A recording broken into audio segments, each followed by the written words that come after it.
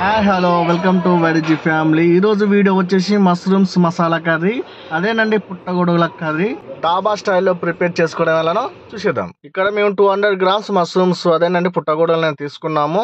వీటిపైన ఒక పల్సటి పొర ఉంటుంది. ఆ పల్సటి పొరని ఇలా తొలగించేసుకోండి వీడియోలో చూపిస్తున్నట్టుగా. ఈ పుట్టగొడుగులు హెల్త్ కి అయితే చాలా మంచివి. బ్రెయిన్ పనితీరు అయితే రోగనిరోధక శక్తి, క్యాన్సర్ రాకుండా చూసుకుంటుంది. అన్నిటికి ఇలా తోలు తీసేసుకోండి. ఒక బౌల్ తీసుకొని వాటర్ ఉప్పు వేసేసి ఆ తోలు తీసేసినవన్నీ వాటిలో వేసి కొద్దిగా ఇట్లా క్లీన్ చేసేసుకుంటే, పెద్దగా ఉన్నాయి 4 ముక్కలు కట్ చేసుకోండి, చిన్నగా ఉన్నాయి 2 ముక్కలు కట్ చేసుకొని పక్కన పెట్టుకొని, మీడియం సైజ్ ఉల్లిపాయలను సన్నగా తరిమి పక్కన పెట్టేసుకోండి. ఇప్పుడు ఒక మిక్సీ జార్ తీసుకొని ఒక మీడియం సైజ్ టమాటాని మీడియం సైజ్ గా కట్ చేసేసుకొని, ఒక పావు కప్పు బాదం పప్పులను, 2 ఇంచుల అల్లం, 8 వెల్లుల్లి తీసుకొని మూత పెట్టేసుకొని వాటిని మెత్తగా గ్రైండ్ చేసుకోవాలి. చూడండి ఇలా ఈ కన్సిస్టెంట్ లో మెత్తగా గ్రైండ్ చేసేసుకొని స్టవ్ వెలిగించుకొని ఒక కడాయి తీసేసుకొని 1 టేబుల్ స్పూన్ ఆయిల్ అయితే వేసేసుకొని ఈ మష్రూమ్స్ అన్నిటిని వాటిలోకి అయితే వేసేసుకొని వాటిని కొద్దిగా లైట్ గా అయితే ఫ్రై చేసేసేయండి. మనకైతే వాటర్ అయితే లైట్ గా వస్తున్నట్టు అనిపిస్తుంది కదా. ఇప్పుడు ఈ స్టేజ్ లో అయితే మనం అయితే వీటిని అయితే ఒక బౌల్లోకి అయితే తీసేసుకుందాము.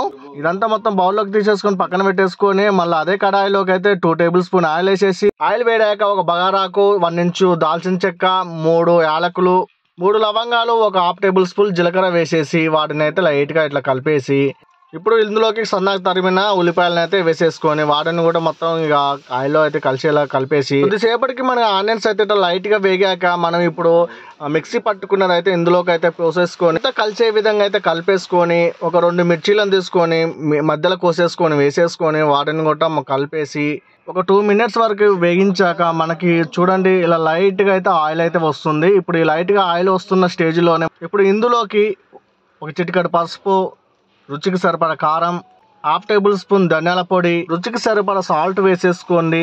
ఎంత కలిసే విధంగా అయితే కలిపేసేసుకోండి. ఇప్పుడు ఇందులోకి మిక్సీ జార్లో కొద్దిగా వాటర్ పోసేసుకొని ఆ వాటర్ని కొద్దిగా లైట్గా ఇందులో పోసేసుకొని కలుపుకోండి, ఎందుకంటే కొద్దిగా మారే ఛాన్స్ ఉంది.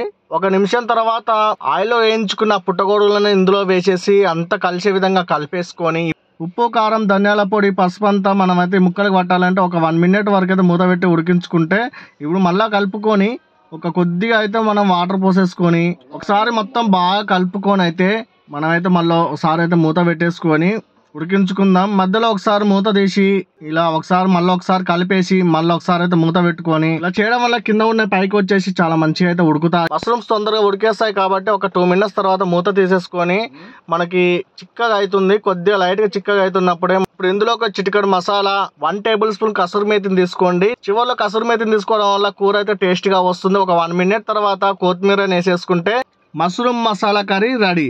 డాబా స్టైల్లో మష్రూమ్ మసాలా కర్రీని ఏ విధంగా చేయాలో ఈ వీడియోలో అయితే మీకు అర్థమయ్యేలా చూపించాను అనుకుంటున్నాను. ఈ వీడియో నచ్చితే లైక్ చేసి, ఇంతవరకు నా ఛానల్ సబ్స్క్రైబ్ చేసుకోకపోతే సబ్స్క్రైబ్ చేసుకోండి, పక్కనే ఉన్న బెల్ ఐకాన్ యాక్టివేట్ చేసుకోండి. మరొక వంటతో మీ ముందుకు వస్తాను. ఉంటానండి, బాయ్ బాయ్.